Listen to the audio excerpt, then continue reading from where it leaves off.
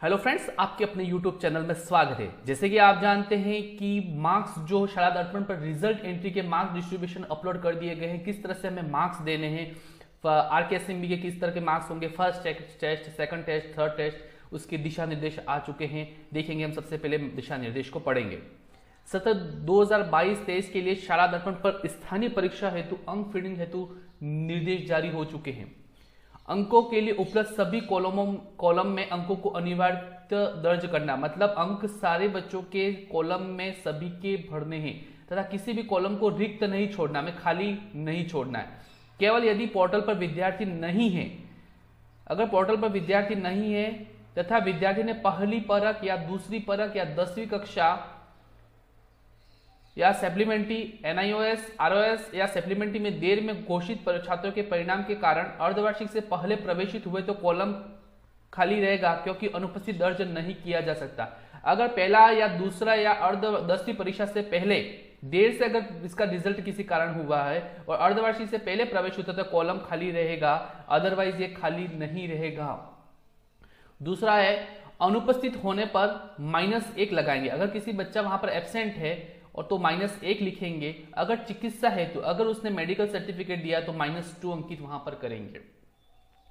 तीसरा पॉइंट है वार्षिक परीक्षा के साथ व्यावसायिक शिक्षा विषय के अंक भी दर्ज किए जाएंगे, 100 अंक। मतलब वार्षिक परीक्षा के साथ साथ जो वोकेशनल एजुकेशन है उसके भी 100 मार्क्स अंकित किए जाएंगे। सत्र 2022-23 के लिए शिक्षा विभाग के नियम दिशा निर्देश के अनुसार अंक तालिका तैयार की जाएगी। मतलब सरकारी जो दिशा शिक्षा विभाग का आपने जो दिशा निर्देश है उसी की तरह हमें उसके निर्देशानुसार ही अंक तालिका तैयार करनी है।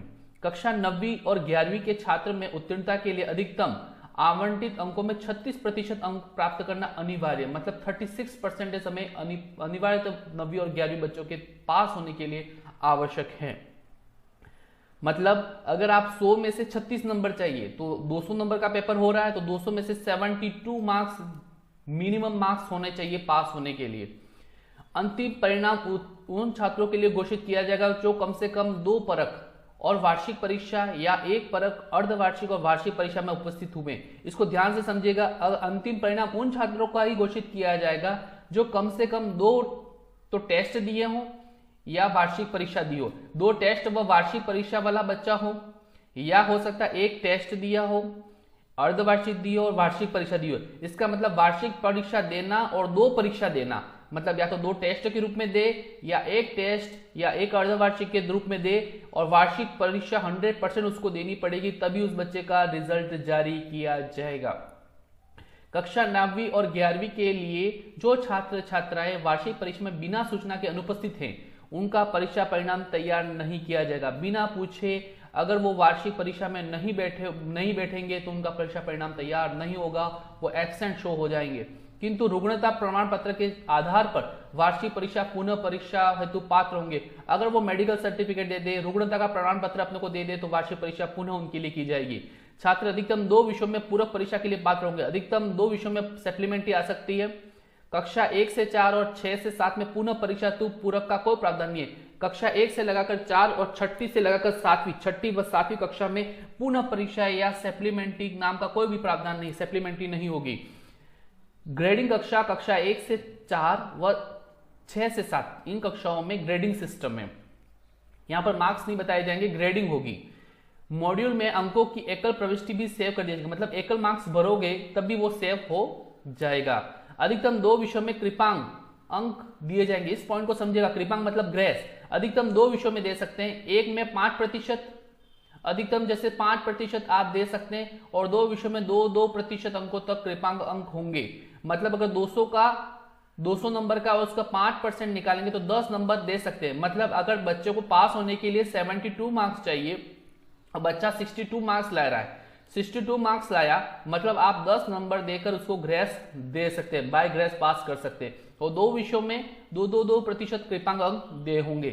परिणाम देखने के लिए स्कूल लॉगिन में ड्राफ्ट विकल्प दिया जाएगा। मतलब इस बार जो परिणाम तैयार होगा, जो लास्ट ईयर हमारा जो शाला दर्पण पर तैयार हुआ इसी तरह ही होगा। छात्र कक्षा के परिणाम को लॉक करने के बाद वेरीफाई बटन दिया जाएगा और उसके बाद किसी भी परीक्षा विषय के संशोधन में कोई विकल्प नहीं होगा। मतलब एक बार वेरीफाई करके आपने अगर लॉक कर दिया तो इसके बाद उसके विषयों के अंकों में कोई संशोधन आप कर पाएंगे नहीं। स्कूल को उपलब्ध कराए गए प्रारूप के अनुरोध पर ऐसे स्कूलों को सीबीओ लॉगिन पर परिणाम को अनलॉक का विकल्प दिया जाएगा। अगर आपका गलती से आपने वेरीफाई कर दिया और लॉक हो चुका है तो सीबीओ लॉगिन पर ही परिणाम अनलॉक हो पाएगा, आप इसको लॉक अनलॉक नहीं कर पाएंगे। कक्षा विशेष व वर्ग के समेकित परिणाम देखने के लिए स्कूलों को एक ग्रीन शीट प्रदान की जाएगी और विभिन्न वर्गों के एक स्ट्रीम के मामले में उस स्ट्रीम में समेकित वरीयता शीट प्रदान की जाएगी। कक्षा विशेष व वर्ग में ग्रीन शीट आपको प्रदान की जाएगी। इन ग्रीन शीट को आपको संभाल के रखना है ताकि फ्यूचर में अगर कोई बच्चा मार्कशीट गुम जाए और मांग करे तो इस ग्रीन शीट के माध्यम से अपन अंक तालिका वापस निकाल सकते हैं। क्लास स्ट्रीम में रैंक के लिए अलग से मॉड्यूल दिया जाएगा, मतलब क्लास में कौन सी रैंक है और स्ट्रीम के आधार पर, जैसे आर्ट्स स्ट्रीम में, साइंस स्ट्रीम में, इसके आधार पर रैंक के लिए अलग से मॉड्यूल दिया जाएगा।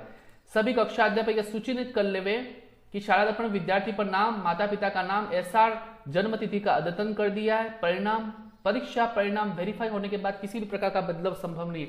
सबसे महत्वपूर्ण पॉइंट है कि अगर शाला दर्पण पर जो विद्यार्थी का नाम है, माता पिता का नाम है, क्या एसआर में सही है, क्या जन्म तारीख सही है, एक बार सबसे पहले चेक कर ले, क्योंकि परिणाम एक बार आपने वेरीफाई कर लिया, एक बार आपने लॉक कर लिया, फिर अनलॉक नहीं कर पाओगे आप।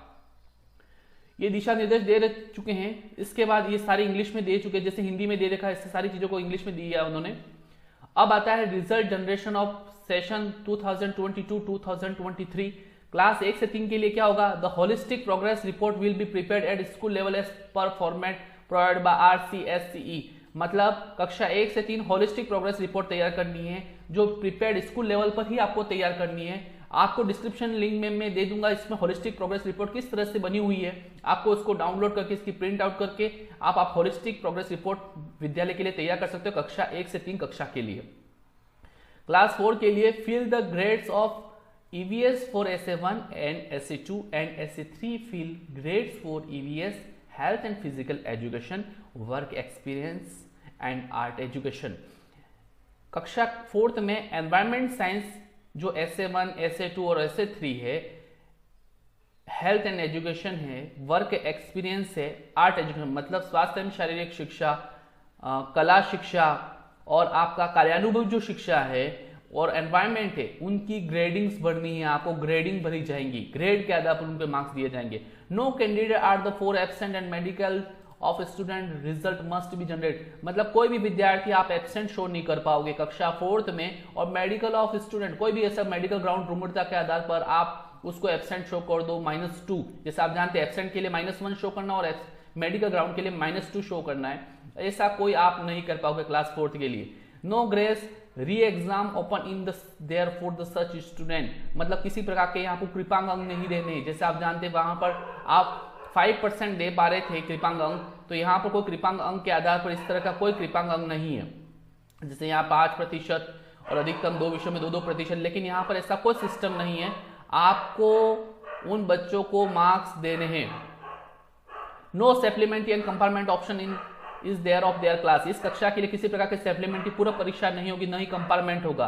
Final result be generated on the basis of RKSMB के performance and separate grading will be there for environment study in SA1, SA2 and SA3, and grades will be also be given health and physical education, work experience and art education in SA1, SA3। मतलब ये है कि अंतिम जो परिणाम होगा वो RKSMB के परफॉर्मेंस पर होगा, और एनवायरमेंट साइंस आपका जो पर्यावरण शिक्षा है, स्वास्थ्य एवं शारीरिक शिक्षा है, आपका जो वर्क कार्यानुभव है और कला शिक्षा जो है उसको ग्रेडिंग देनी है।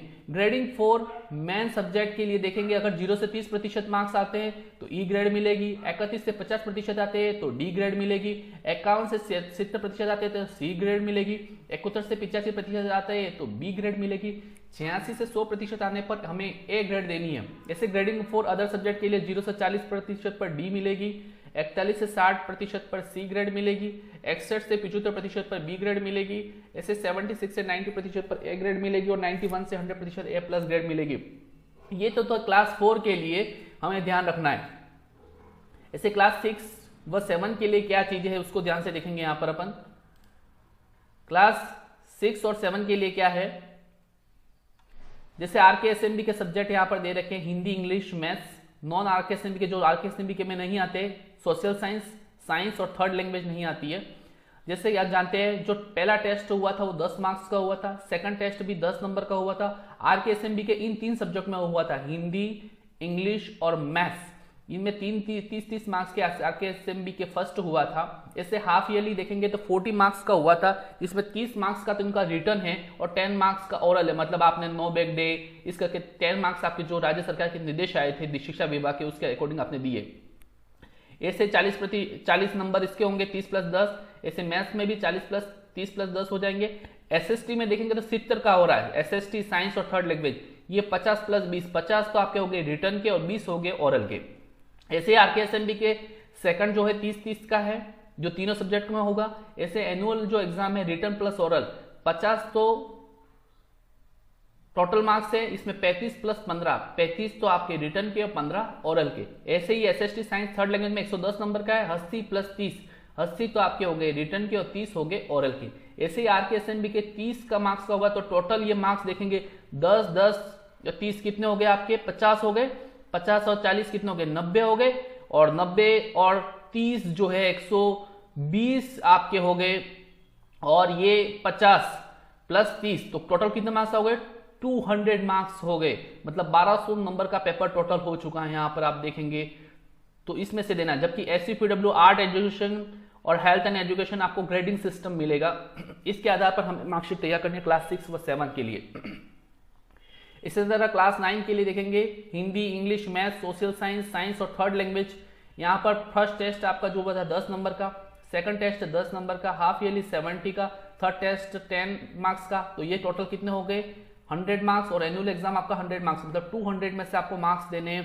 Health and physical education 100 number का है, राजस्थान का स्वर्णिम आंदोलन एवं शौर्य परंपरा 100 मार्क्स का है, concept of information technology 100 number की, एससीपीडब्ल्यू 100 नंबर का, और आर्ट एजुकेशन 100 नंबर का, मतलब हेल्थ से लगाकर आर्ट एजुकेशन आपके 100 नंबर के ग्रेडिंग मार्क्स देने हैं, ग्रेड मिलेगी बच्चों को। ऐसे क्लास 11 का देखेंगे, क्लास 11 में Hindi, English optional first, theory optional 2, practical optional third, special और हिंदी इंग्लिश कंपलसरी। तो यहाँ पर देखेंगे 10 मार्क्स का आपका फर्स्ट टेस्ट किया था आपने, सेकंड टेस्ट 10 नंबर का, और हाफ ईयरली 70 नंबर की हुई थी। जिनका प्रैक्टिकल सब्जेक्ट है वो 50+20 हुआ था, 50 तो थ्योरी की और 20 प्रैक्टिकल, और स्पेशल सब्जेक्ट 20 तो थ्योरी और 50 प्रैक्टिकल का हुआ था। ऐसे हिंदी कंपलसरी दोनों 70 का हुआ था। ऐसे एनुअल एग्जाम ये जो हैं वो 100 नंबर के हुए थे, जबकि प्रैक्टिकल 70 और 30 हुआ था, जबकि स्पेशल 30 और 70 था, और थर्ड टेस्ट आप जानते ही हैं 10 नंबर का हुआ था। तो टोटल हो गए 200 मार्क्स में से देने, जबकि आजादी के बाद स्वर्णिम भारत और जीवन कौशल आपको ग्रेडिंग मार्क्स देने। इस तरह के हमें दिशा निर्देश प्राप्त हुए। इस दिशा निर्देश को बहुत अच्छे से मैंने आपको समझाया। अगर किसी प्रकार की समस्या है तो कमेंट बॉक्स में जरूर बताइएगा। अब आपको ले चलते हैं अपने शाला दर्पण पर, किस तरह से इसको करते हैं।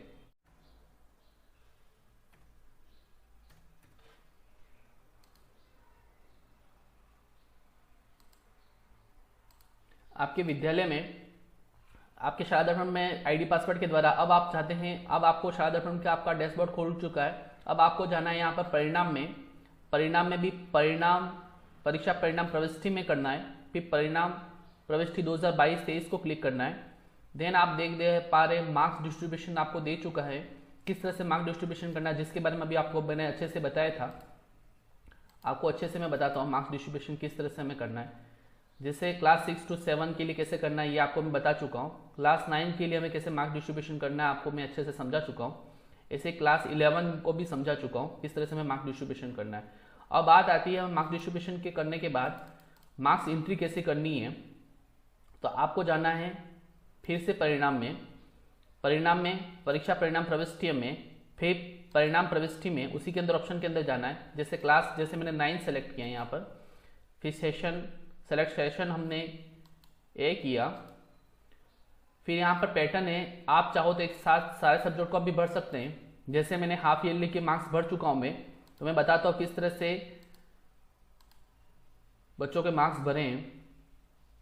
तो यहाँ सारे बच्चों के मार्क्स खुल जाएंगे, सारे बच्चों के। जैसे इस बच्चे का देख रहे हैं यहाँ पर -1 लिखा। -1 का मतलब हुआ वो बच्चा परीक्षा में, उस परीक्षा में क्या हुआ, एब्सेंट हो चुका है। 9th क्लास का स्टूडेंट है और ये बच्चा परीक्षा में हमारा एब्सेंट रहा है तो -1 आएगा।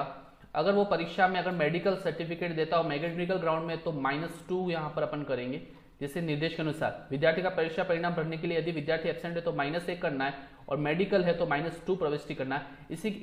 ऐसे ही हमें सारे मार्क्स भरने, मतलब आपको first test, second test, half yearly, annual, third test. जैसे मैं थर्ड टेस्ट का चेक कर लेता हूँ, थर्ड टेस्ट के मार्क्स भरे कि नहीं भरे। जैसे इस थर्ड टेस्ट में नहीं भरे तो जैसे मैंने मार्क्स भर लिए 10, फिर आपको देखकर भरने हैं आपको शीट के अंदर, फिर 10, फिर 10, जैसे 8 प्लस 10, जैसे 10। इस तरह के आपको मार्क्स भरने के बाद आपको सेव ऑल का बटन क्लिक करना है और सेव कर देना है। आप चाहो तो एक एक बच्चे का भी भर सकते हैं, आप चाहो तो सारे बच्चों का एक साथ भर सकते हैं, और टीचर चाहे तो अपनी स्टाफ विंडो के आईडी से भी इस मार्क्स को भर सकता है, क्योंकि स्टाफ विंडो पर भी ये मार्क्स भरने का ऑप्शन दे रखे हैं। तो आपको ये वीडियो कैसा लगा जरूर बताइएगा। और भी परीक्षा परिणाम संबंधित और भी कोई भी डायरेक्शन या दिशा निर्देश आएंगे, किस तरह से हम ग्रीन शीट जनरेट करेंगे, सारे आपका वीडियो आपका यह चैनल आपके सहयोग देगा। आपको यह वीडियो कैसा लगा जरूर बताइएगा। Thank you so much.